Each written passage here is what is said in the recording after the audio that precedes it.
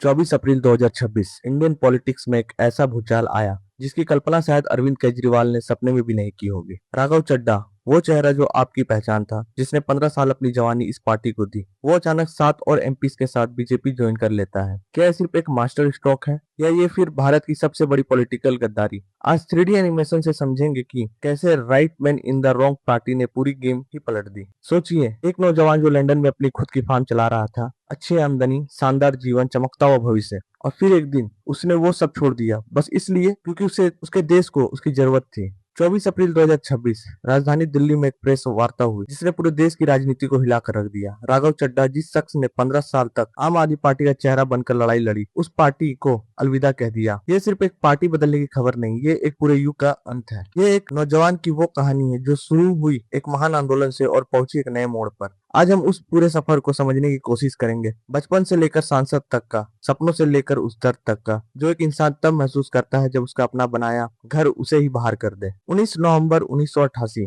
दिल्ली के एक मध्य वर्गीय घर में एक बच्चे का जन्म हुआ, राघव चड्ढा। पिता सुनील चड्ढा, माँ अलका चड्ढा। घर में पढ़ाई को सबसे ऊंचा दर्जा मिला हुआ था। माहौल सादा था पर सपने बड़े थे। दिल्ली के मॉडर्न स्कूल में पढ़ाई हुई। राघव शुरू से ही तेज दिमाग के थे, गणित और हिसाब किताब में माहिर। दिल्ली विश्वविद्यालय से कॉमर्स में स्नातक की पढ़ाई की और फिर देश की सबसे कठिन परीक्षाओं में से एक चार्टर्ड अकाउंटेंट महज 22 साल की उम्र में पास कर ली। सीए बनने के बाद राघव ने बड़ी बड़ी कंपनियों में काम किया, जांच पड़ताल कर, सलाहकार कर, वित्तीय प्रबंधन, सब कुछ सीखा और फिर लंदन गए। वहाँ की जानी मानी लंदन स्कूल ऑफ इकोनॉमिक्स में उच्च शिक्षा के लिए वहाँ उन्होंने अपनी खुद की संपदा प्रबंधन फार्म की शुरू की। जिनकी एकदम सही राह पर थी। लंदन की चकाचौंध, अच्छा काम, सुरक्षित भविष्य। लेकिन तभी हजारों मील दूर भारत में कुछ हो रहा था जो राघव के दिल को बेचैन कर रहा था। साल था 2011। पूरा देश एक आंदोलन की आग में जल रहा था। अन्ना हजारे के नेतृत्व में भ्रष्टाचार विरोधी आंदोलन ने देश के नौजवानों को झकझोर दिया था। टेलीविजन पर रामलीला मैदान की तस्वीर आ रही थी, लाखों लोग सड़कों पर थे। राघव लंदन में बैठकर ये सब देख रहे थे और उनके अंदर कुछ हिलने लगा। उन्होंने बचपन में सपना देखा था फौज में जाकर देश की सेवा करने का।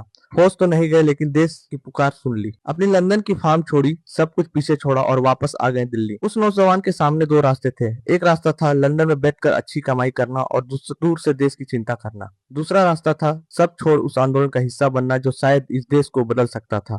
उसने दूसरा रास्ता चुना।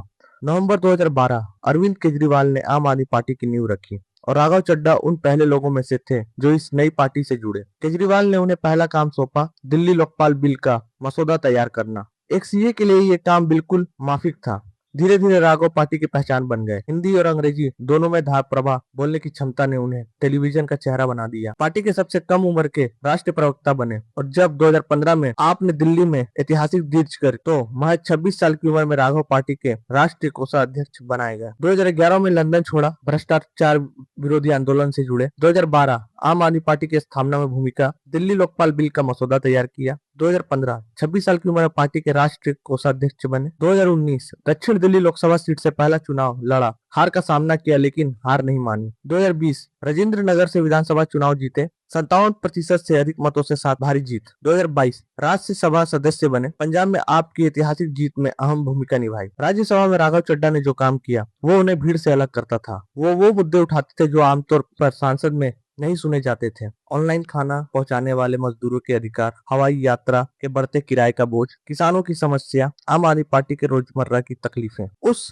वक्त पटुता ऐसी थी कि विरोधी दल के नेता भी उसके भाषण सुनने के लिए रुक जाते थे। वो हिंदी और संस्कृति के उदाहरणों को इस मजबूती से पिरोते थे कि पूरे सदन का माहौल बदल जाता था। जब भी मुझे संसद में बोलने का मौका मिला मैंने जनता के मुद्दे उठाए। क्या जनता की बात करना अपराध है? राघव चड्ढा। अप्रैल 2026 अगस्त 2023 में एक बड़ा विवाद हुआ। राज्यसभा में एक प्रस्ताव पर कुछ सांसदों ने आरोप लगाया कि उनके नाम बिना अनुमति के जोड़े गए। इसके चलते राघव को राज्यसभा से निलंबित कर दिया गया। यह उनके लिए एक बड़ा आघात था लेकिन उन्होंने हार नहीं मानी। 2024 में राघव की आंखों में गंभीर बीमारी सामने आई। उन्हें लंदन जाकर एक बड़ा ऑपरेशन करवाना पड़ा। डॉक्टर ने कहा था अगर समय पर उपचार नहीं होता तो आंखों की रोशनी जा सकती थी। महीनों वो पार्टी की गतिविधियों से दूर रहे और इसी दूरी ने अंदर की दरार को और गहरा कर दिया। राघव खुद कहते हैं कि पिछले कुछ वर्षों से उन्हें महसूस हो रहा था कि पार्टी में किनारे किए जा रहे हैं। उनकी आवाज दबाने की कोशिश हो रही थी। जब भी उन्होंने जनहित के मुद्दे उठाए पार्टी ने उन्हें रोकने की कोशिश की। अप्रैल 2026 की शुरुआत में एक बड़ा संकेत आया। पार्टी ने अचानक राज्यसभा से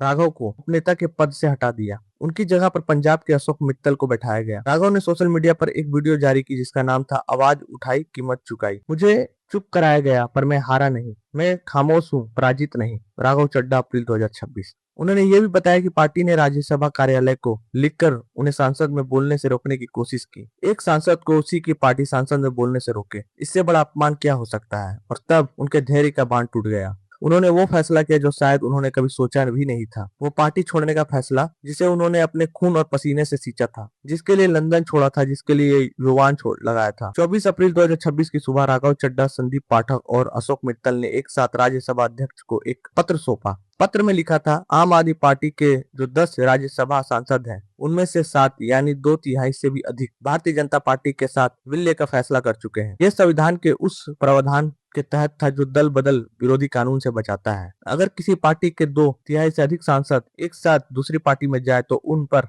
अयोग्यता नहीं लगाती। राघव ने ये कदम बड़ी सोच समझकर उठाया था। जो पार्टी मैंने अपने खून और पसीने से सींची, वो अब अपने मूल सिद्धांतों से भटक चुकी है। हमारे पास 2 रास्ते थे, या तो राजनीति छोड़ दे या सकारात्मक राजनीति करें। हमने दूसरा रास्ता चुना। राघव चड्ढा, प्रेस कॉन्फ्रेंस 24 अप्रैल 2026। उनके साथ हरभजन सिंह, भारत के महान गेंदबाज स्वाति मालीवाल, राजेंद्र गुप्ता और विक्रमजीत सिंह साहनी भी थे। कुछ 7 सांसद। आपकी राज्यसभा में जो ताकत थी, उसका बड़ा हिस्सा एक दिन बिखर गया। राजनीति की इस उथल पुथल के बीच राघव की निजी जिंदगी में भी एक प्यारा मोड़ आया। मई 2023 में उनकी सगाई जानी मानी अभिनेत्री परिणीति चोपड़ा से हुई और 24 सितंबर 2023 को उदयपुर के एक भव्य महल में दोनों ने विवाह के बंधन में बंधे, पारंपरिक हिंदू रीति रिवाज से। अक्टूबर 2025 में दोनों के घर में एक नई खुशी आई, एक बेटे का जन्म हुआ। राजनीति की भागदौड़ में भी राघव ने अपने परिवार को अपनी असली ताकत बनाए रखा है। एक सिया जो लंदन छोड़कर आया, एक नौजवान जो क्रांति का हिस्सा बना, एक सांसद जो जनता की आवाज बना, एक पति जो अपने